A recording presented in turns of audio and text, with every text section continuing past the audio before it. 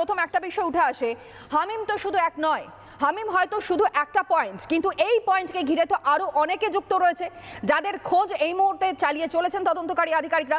স্পষ্ট একটা বিষয় যে এদের পরিকল্পনা শুধু বাংলা বা মুখ্যমন্ত্রী ছিলেন তা নয়, একই সঙ্গে দিল্লিতে যন্তর মন্তরে যেখানে পড়ুয়ারা আন্দোলন করেছে সেই আন্দোলন নাশকতার ছক ছিল এদের, এমনটাও আজ পুলিশি তদন্তে উঠে আসে।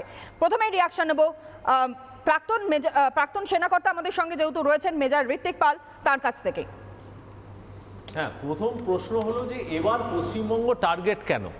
এত বছর ধরে আমরা জানতাম যে টেররিস্টদের জন্য পশ্চিমবঙ্গ হচ্ছে সেফ প্যাসেজ, সেফ হেভেন, কিন্তু এইবার পশ্চিমবঙ্গ টার্গেট হলো কেন?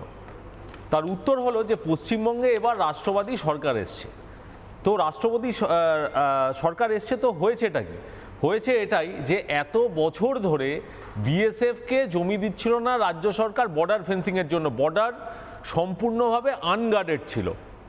এ সরকার আসার সঙ্গে সঙ্গেই কি হলো, বিএসএফ জমি পেল, বর্ডার ফেন্সিংয়ের কাজ সত্তর শুরু হয়ে গেল। সেকেন্ড কি হলো, মাননীয় মুখ্যমন্ত্রী শ্রী শুভেন্দু অধিকারী মহাশয় কি করলেন, অনুপ্রবেশকারীদের জন্য ডিটেক্ট, ডিলিট আর ডিপোর্ট মডেল, 3D মডেল নিয়ে এলেন। এই মডেলই তারা ভয় পেয়েছে একদম। আর সব থেকে খতরনাক যেটা, সেটা হচ্ছে জনগণনা।